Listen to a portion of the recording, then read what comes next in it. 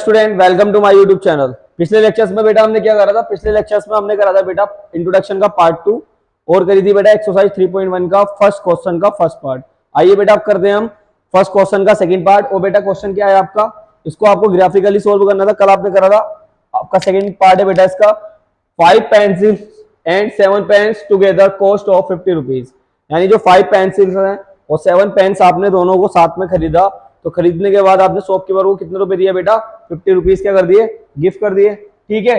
Where as 7 pencil and 5 pens, और उसी तरीके के बेटा बिल्कुल सेम 7 पेंसिल एंड 5 पेन्स आपने और लिए बेटा, टुगेदर कॉस्ट 46 रुपीज। और आपने उसको जो शॉपकीपर है उसको कितने रुपए दिए बेटा?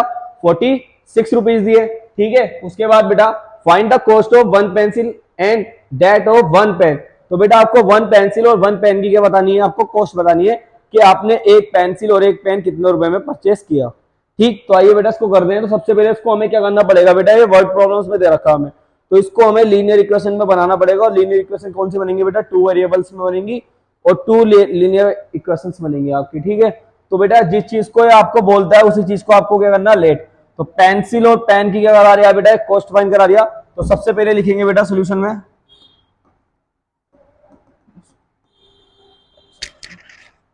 ठीक, let the cost of 1 pencil. बेटा आपने एक पेंसिल की कॉस्ट को कितने रुपए में ले लिया? आपने ले लिया x रुपीज। ठीक है। And the cost of 1 pen, और बेटा एक पेन को आपने कितने रुपए में परचेस कर लिया? y रुपीज में। ठीक है। अब देखो ध्यान से, तो आपने टोटल पेंसिल कितनी ली है बेटा? 5। तो 5 लिखेंगे। और पेंसिल की कॉस्ट कितनी है बेटा? x, तो x से मल्टीप्लाई कर देंगे, तो 5x हो गया। प्लस पेन्स कितने लिए बेटा आपने? 7, तो 7 लिखेंगे। और कितने रुपए में परचेस करा बेटा आपने? y रुपीज में, तो y से मल्टीप्लाई कर देंगे। दोनों को प्लस करने पर टोटल कितना आना चाहिए बेटा? टोटल आना चाहिए आपका 50, तो यहां लिख देंगे बेटा 50। ठीक, फर्स्ट इक्वेशन बन गई बेटा आपकी। ठीक है। अब बनाते हैं बेटा सेकंड इक्वेशन। तो वेयर एज 7 पेंसिल्स, तो 7 पेंसिल्स का मतलब हो गया बेटा 7x। 5 पेन्स का मतलब हो गया बेटा 5y। और टोटल कॉस्ट कितनी है बेटा इन दोनों की? 46, तो लिख देंगे बेटा 46। और ये आ गया बेटा आपकी इक्वेशन सेकंड। ठीक है। यहां तक आपको समझ में आ गया होगा। आइए बेटा अब इसको करते हैं थोड़ा सा छोटा।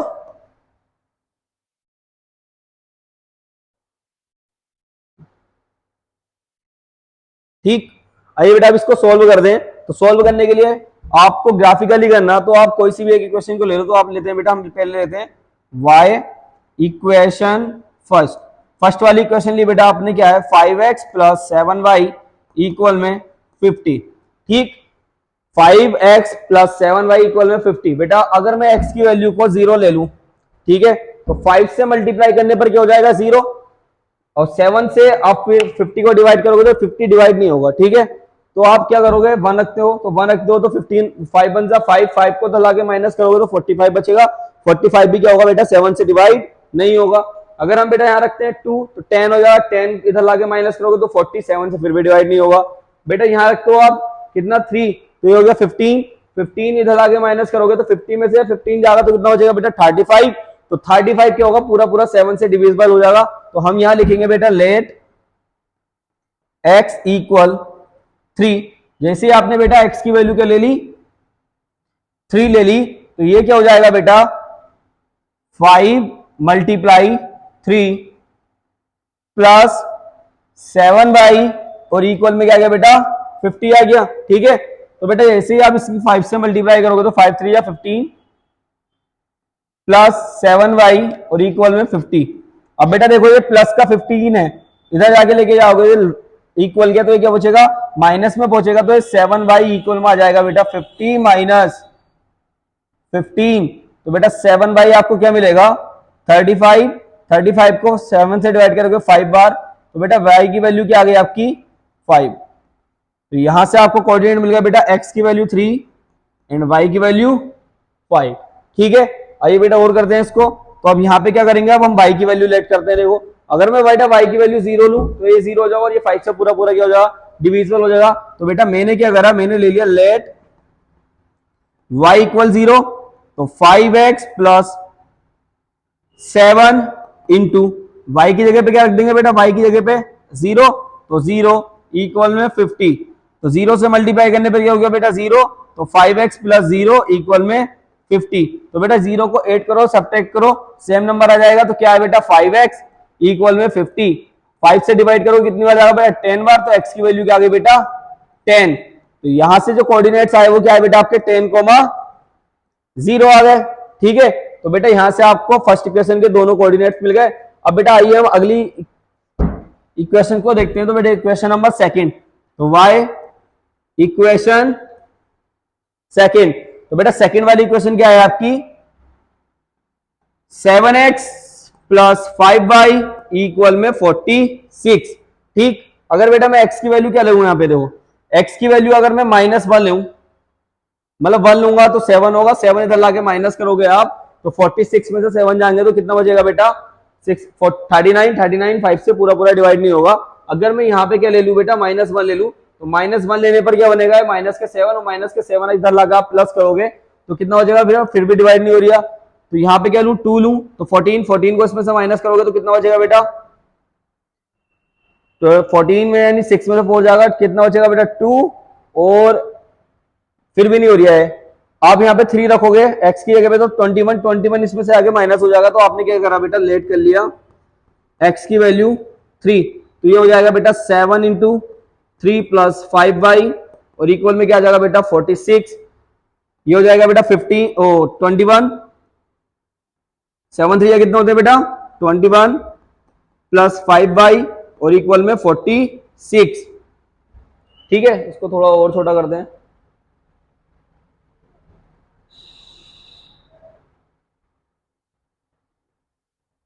ठीक है बेटा, तो इसको आप ये प्लस का इधर आगे क्या हो जाएगा माइनस का, तो 5y इक्वल में क्या गया बेटा 46 और माइनस क्या हो जाएगा बेटा 21, तो 5y, अब इसमें से इसको माइनस करेंगे तो कितना बचेगा बेटा 25, 5 से आप इसको डिवाइड करोगे तो कितनी बार जाएगा बेटा 5 5 जा 25, तो y की वैल्यू क्या मिल गई बेटा आपको 5 मिल गई। ठीक, तो यहां से कोऑर्डिनेट मिल गया बेटा आपको x3 y5। अब बेटा देखो y की जगह पे क्या रखते हो, y की जगह पे आप इसमें आपने लेट करा 0, तो 0 से 7 से डिवाइड नहीं होगा, 1 रखोगे तो क्या हो जाएगा बेटा 5, और 5 इधर लाके माइनस करोगे तो 41 भी 7 से डिवाइड नहीं होगा, -1 रखते हो तो बेटा -1 में क्या हो जाएगा माइनस के 5 इधर आगे होगा 51 भी डिवाइड नहीं हो रहा। अगर मैं -2 रखूं तो 10 और माइनस का 2 इधर आगे प्लस करेंगे तो बेटा क्या हो जाएगा फिर भी डिवाइड नहीं होगा।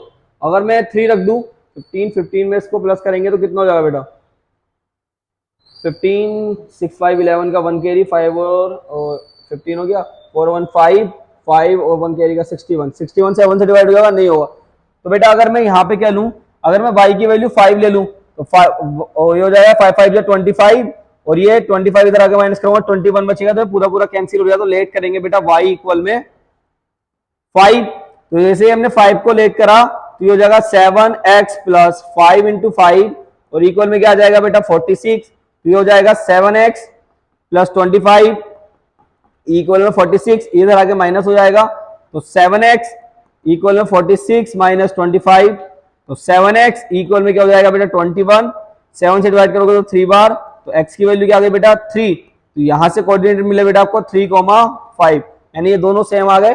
ठीक है, तो आइए बेटा इसको ग्राफ बनाते हैं। तो ग्राफ बनाने के लिए तो आपको 4 कोऑर्डिनेट मिल गए, एक तो फर्स्ट कोऑर्डिनेट मिला 3,5 फिर 0, और 10,0, बाकी के 3 भी क्या है बेटा आपका 3,5। तो इसका ग्राफ बनाएंगे।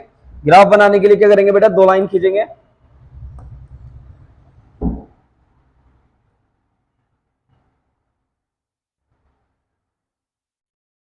ठीक है, और नंबर हमारे सारे पॉजिटिव है तो पॉजिटिव नंबर से लिखेंगे इस पे x एंड y, ये 0 आ गया बेटा, 1 2 3 4 5 6 7 8 9 एंड 10, बेटा 1 2 3 4 5 6 7 8 9 एंड 10।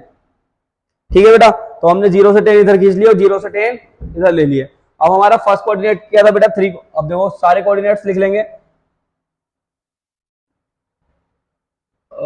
फर्स्ट वाले पेज पे आते हैं, दो, पहला कोऑर्डिनेट 3,5 था, सेकंड कोऑर्डिनेट 10,0। तो हम पहला कोऑर्डिनेट लिखेंगे बेटा 3,5 और बाकी के जितने भी कोऑर्डिनेट्स हैं वो सारे के सारे क्या है बेटा 10,0 के बाद सारे के सारे 3,5 हैं। तो सबसे पहले लिखेंगे हम बेटा 3,5, तो x पे 3, तो हमने ये पॉइंट बना लिया बेटा, x पे 3 आ गए, एंड y पे 5, तो बेटा ये आ गए। दो, x पे 3 आए, y पे 5 आए, तो उसके सामने जो पॉइंट बनेगा वो कहां बनेगा बेटा, यहां बनेगा ना। तो x पे 3 आ गए, y पे 5, तो ये हमारा पॉइंट बन गया है किसके सामने, ठीक। फिर 10,0, x पे 10, y पे 0, एक पॉइंट बन गया बेटा आपका ये। अब इस वाले पॉइंट को इस वाले पॉइंट से आपको क्या करना, मिलाना है, तो मिलाएंगे। यहां से हमने रखा इसको,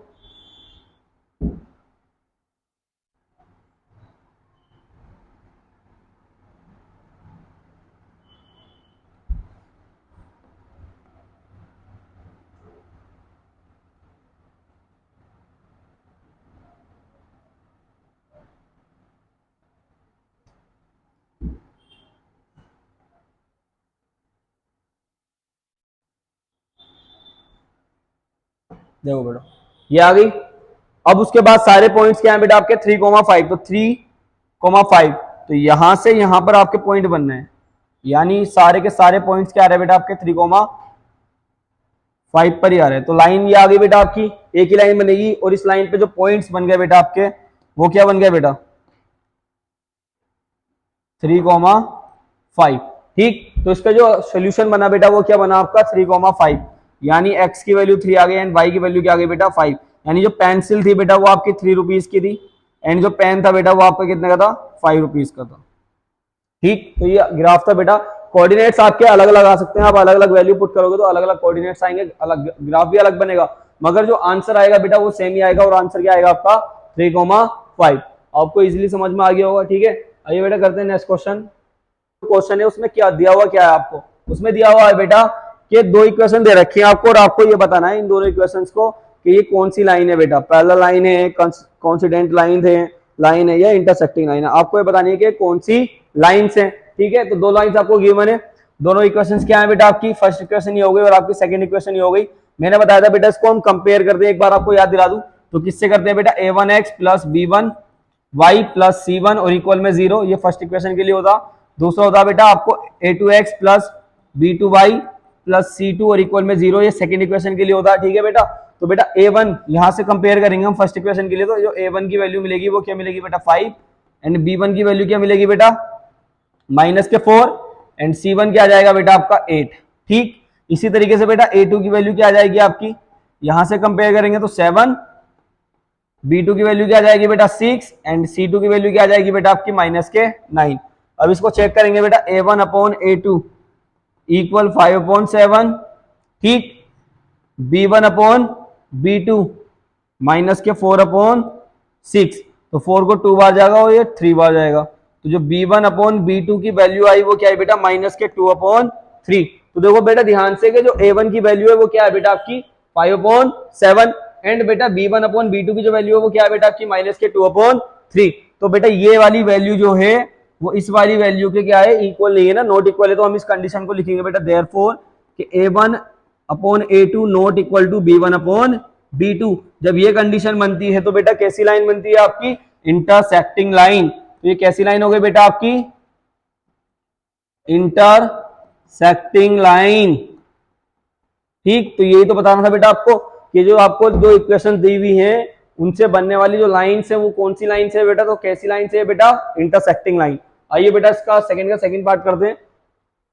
अब देखो बेटा सेकंड के सेकंड पार्ट को यहां से हम a1 की वैल्यू कंपेयर करेंगे तो 9, ये फर्स्ट इक्वेशन है आपकी और ये सेकंड। तो बेटा b1 की वैल्यू यहां से कंपेयर करेंगे तो 3, एंड c1 की वैल्यू कितनी आ गई बेटा आपकी 12, और a2 की वैल्यू कितनी आ गई बेटा 18, एंड b2 की वैल्यू कितनी आ गई बेटा 6, एंड c2 की वैल्यू कितनी आ गई बेटा आपकी 24।